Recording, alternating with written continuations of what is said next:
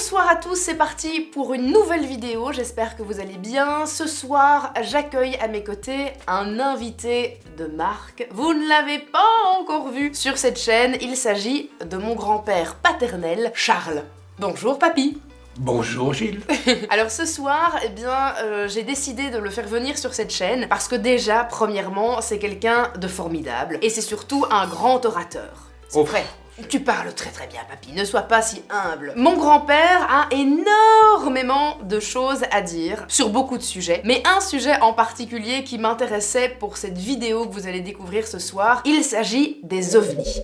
Pour les Français qui nous regardent, il y a quelques années déjà, a eu lieu une vague d'ovnis sur la Belgique. Un ovni, c'est quoi? C'est un objet non identifié, c'est ça? Volant. Un objet volant non identifié. Alors toi, papy, tu as vraiment été au cœur de tout ce qui s'est passé à ce moment-là. Tu as beaucoup de choses à nous raconter là-dessus et tu as aussi ton avis que tu aimerais nous partager par rapport à ces diverses croyances. Mais avant qu'on ne s'intéresse aux ovnis, moi j'avais tout d'abord envie de te demander, est-ce que tu crois au paranormal? Non.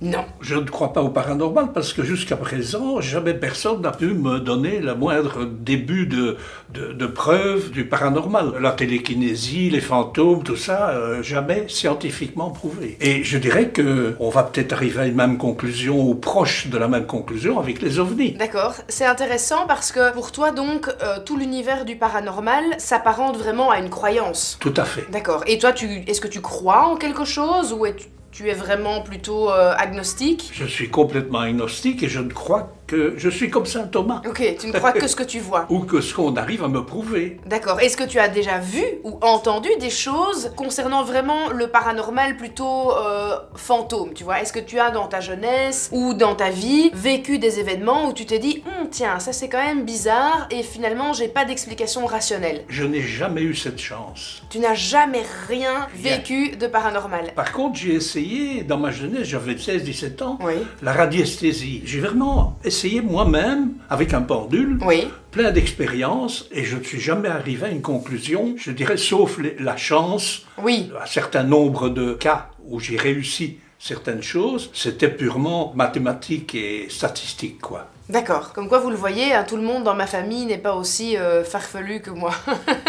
Et pour la petite anecdote assez marrante, quand j'étais étudiante échange aux États-Unis, je tenais à ce moment-là un Skyblog. Oui, les plus vieux qui me regardent comprendront de quoi je parle. Je tenais un Skyblog sur lequel je postais des photos de mon séjour là-bas aux États-Unis. Et j'avais été visiter cet hôtel hanté que j'ai bien plus tard été revoir d'ailleurs avec ma meilleure amie Gaëlle Garcia Diaz, qui est l'hôtel Grand Jerome, dans la ville de Jérôme, en Arizona. Et j'avais écrit toute une description dans laquelle j'indiquais qu'on pouvait vivre des phénomènes paranormaux au sein de l'hôtel. Et j'expliquais un petit peu toute cette nuitée que j'avais passée là-bas. Et mon grand-père m'a gentiment écrit un commentaire sous la photo de mon Skyblog. Tu avais dit que c'était oui, c'était ça. Prouvé. Et j'avais mis... Et tout ça est évidemment scientifiquement prouvé. À l'époque, les amis, j'avais 16 ans. Hein, ça tournait pas encore tout à fait tout rond, même si ça ne tourne pas toujours tout rond aujourd'hui non plus. Mais... Et mon grand-père avait indiqué en dessous de mon post « Jill, la seule chose qui est scientifiquement prouvée ici, ce sont tes fautes d'orthographe. » Et j'avais adoré parce que c'était drop the mic. Papy, drop the mic, tu vois. Il m'avait achevé avec son commentaire et on en rigole toujours des années plus tard. C'était très marrant. Alors on va maintenant, du coup, on sait que ton avis sur le paranormal, il est tranché. Voilà, c'est non, je n'y crois pas. Je n'ai jamais rien vécu et pour moi, ça n'existe pas. Mais par contre, quand on parle des ovnis, là, tu as plus de choses à nous raconter. J'ai été assez secoué par cette histoire. Oui. Du fait que j'étais proche. J'étais proche de l'événement par le fait que j'étais proche d'un témoin. D'accord. Alors, à l'époque, je faisais de l'ULM, donc je volais beaucoup. Oui. Et j'avais un ami, là, qui volait avec moi, qui était un pilote d'ULM aussi, extrêmement sérieux, quelqu'un de vraiment pas du tout farfelu. Non. Au moment de cette vague d'ovnis, donc c'est 89-90, dans ces années-là, il me raconte le lendemain, alors que ça ne paraissait pas encore du tout dans les journaux, ce qu'il avait vu sur l'autoroute en rentrant de Bruxelles. Il avait vu un engin que tout le monde avait remarqué, d'ailleurs j'ai un bouquin ici dont je parlerai après, dont plusieurs témoins avaient vu, des dizaines de témoins avaient remarqué. Donc ça s'est passé dans le Brabant wallon et dans les cantons rédimés, donc près de la frontière allemande. C'est là qu'on a vu le plus souvent le phénomène. Il rentre rentrait donc de Bruxelles dans la direction de Namur. Il habitait du côté de Hammil et sa femme était dans le jardin avec sa fille et a vu le même phénomène dans l'autre sens. Okay. Donc c'était ce fameux triangle avec les bords arrondis, avec ces lumières, Oui. que tout le monde a été en fait à remarquer le même phénomène et a décrit la même chose. Et c'était grand en termes de taille? C'était énorme. Ah oui. Oui, énorme. Donc pas du tout la taille d'un petit avion. Ah non, pas du tout. De toute façon, la façon dont se déplaçait cet engin n'a rien à voir avec le déplacement d'un engin terrestre. Pourquoi? Pas de bruit. Ok. Bon, capable de faire du surplace. Il y a plein de témoignages de gens qui ont vu cet engin immobile. Mon copain en question, il ne l'a pas vu immobile, il se déplaçait lentement. Et puis il a disparu à une vitesse énorme. La force aérienne a envoyé 2 F-16 en vol en pleine nuit le lendemain. Je crois que c'est le lendemain, où on avait de nouveau signalé ce phénomène, mais de nuit, avec ces lumières, ils ont envoyé 2 F-16, et il y a des photos là-dedans de leur cadran radar, et effectivement, il y a quelque chose sur le radar, mais très furtif. D'accord. Alors, il y a eu des gens sceptiques, dont les Américains, parce qu'il y a eu des vagues aux États-Unis aussi. En fait, ça se déplace un peu dans le temps. Une année, c'est en Argentine, et puis on voit le phénomène au Canada, et c'est un petit peu partout dans le monde, mais pas du tout au même moment. Ce bouquin que je conseille à tout le monde, vous devez le trouver encore en librairie, a été écrit par la SOBEPS. Alors la SOBEPS, ça n'existe plus, mais c'était une société d'études des phénomènes OVNI. Tout ce qui était belge. Ok. En Belgique. Ça existe dans d'autres pays. En France aussi, il y a une société comme ça qui s'occupe de ça. Ils ont repris tous les témoignages. C'est exceptionnel comme étude. Hein. Je suis un sceptique, tu le sais. Hein.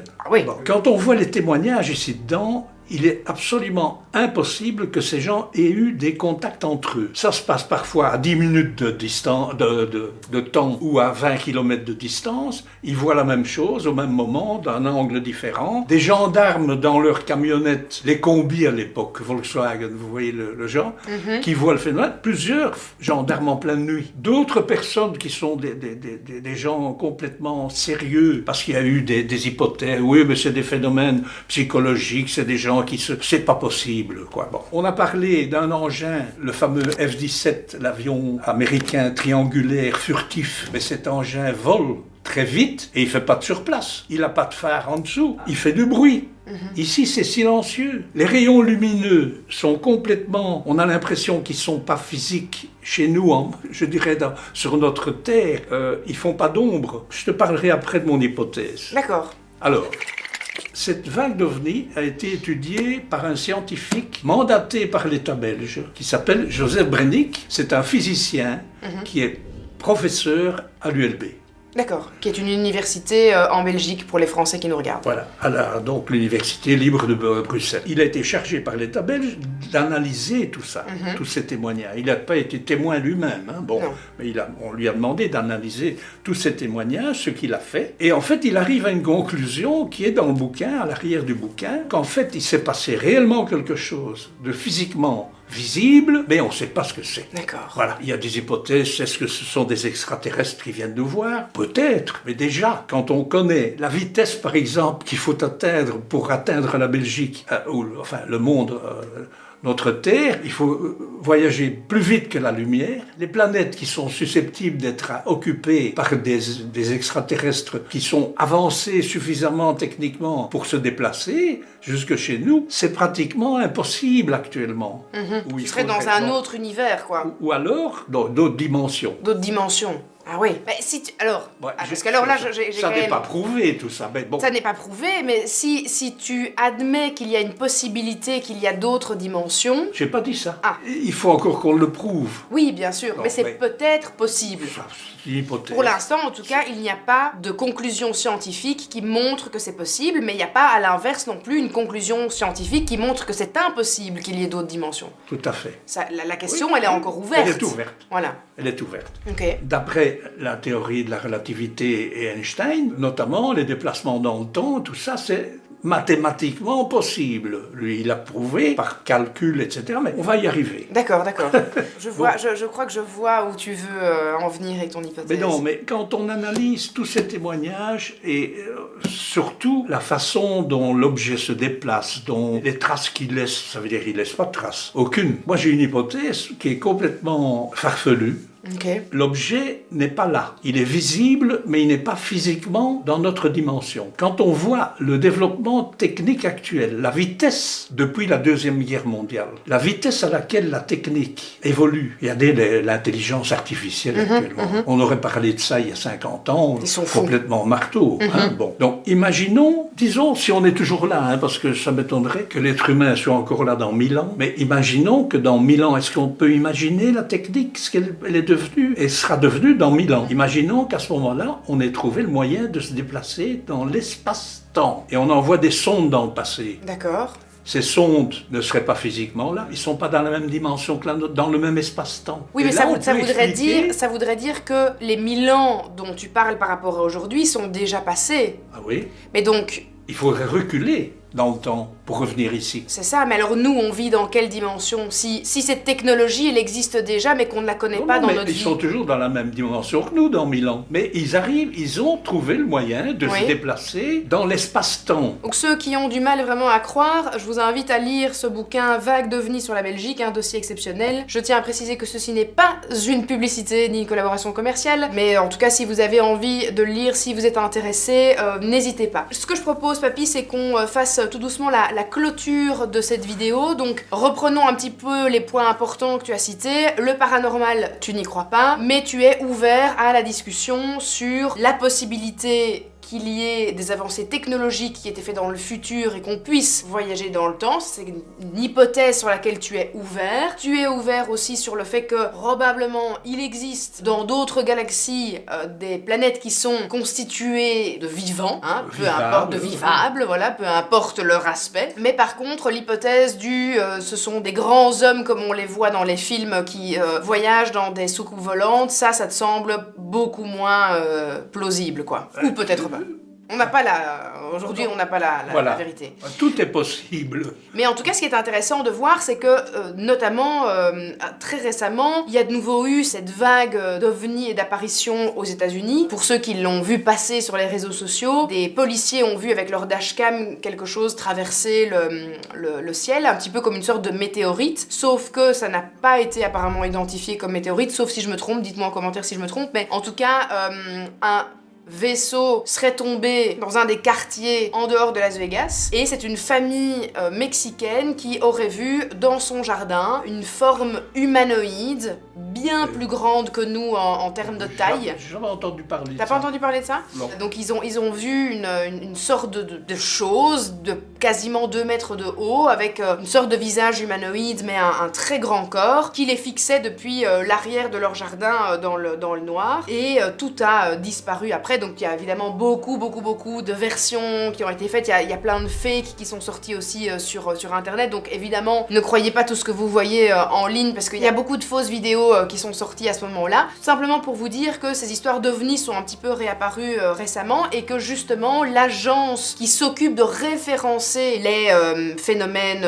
d'ovnis ont vraiment demandé aux gens, s'il vous plaît, n'hésitez pas à venir nous trouver quand vous avez vu quelque chose, parce que à l'époque les gens avaient un petit peu moins peur d'aller dire ah j'ai vu ça ou ça. La peur du ridicule. Hein, voilà, et donc il disait mais en fait nous on attend qu'une chose, c'est qu'on ait des témoignages pour pouvoir justement continuer nos études. Donc ils ont vraiment incité les gens à venir prendre contact avec eux si ils ont vu certaines choses dans le ciel ou ailleurs. Donc si vous avez été témoin d'OVNI, n'hésitez pas à en parler du coup à l'agence qui s'occupe de ça dans votre pays, que ce soit en France, en Belgique, en Suisse, peu importe. J'imagine qu'il y en a partout. Ici, il y a eu le même phénomène, c'est après les témoignages de plein de gens qui ont témoigné. Il y en a d'autres, parfois 15 jours après, qui ont osé témoigner parce qu'au début, ils se disaient on va me prendre pour un cinglé. Alors que c'était tout à fait... ici, je vous dis... Tu connais l'histoire de Timur et Lancelot par rapport à ça à Sautour? Non. Mon grand-père est donc le père de mon père, et mon père a 2 garçons, Timur et Lancelot. Ce sont mes petits-enfants. Voilà. Ils étaient tout petits à ce moment-là, Je pense qu'ils devaient avoir, je sais pas, entre 7 et 10 ans, quelque chose comme ça. Et ils étaient en train de jouer à l'extérieur, près de chez mon papa. Ils sont revenus hystériques dans la maison en disant « On a vu un vaisseau extraterrestre au-dessus de la forêt, on l'a vu. » Il faisait noir. Il faisait noir. Donc ils ont vu quelque chose dans le ciel, quoi. Et donc papa les a séparés et il les a pris un par un et leur a demandé de dessiner ce qu'ils avaient vu et de témoigner chacun à l'écart. Et ils ont tous les deux dessiné exactement la même chose et dit la même chose et c'est exactement ça qu'ils ont vu. Aussi. Ouais, c'était un triangle avec 3 points lumineux. Ah bah. Tu dois demander à papa qu'il te raconte parce qu'il a été témoin de ce que Timur et Lancelot avaient raconté à l'époque. En tout cas, mes frères m'ont toujours dit qu'ils n'avaient jamais menti, qu'ils avaient vraiment vu quelque chose. Donc ça, c'est il y a une quinzaine d'années. Oui. 20 ans. Oui, je dirais environ 20 ans. 20 ans. Ouais. Donc c'était 2000, ça. Oui, dans les années début 2000, à mon avis. Beaucoup plus tôt, hein, cette vague.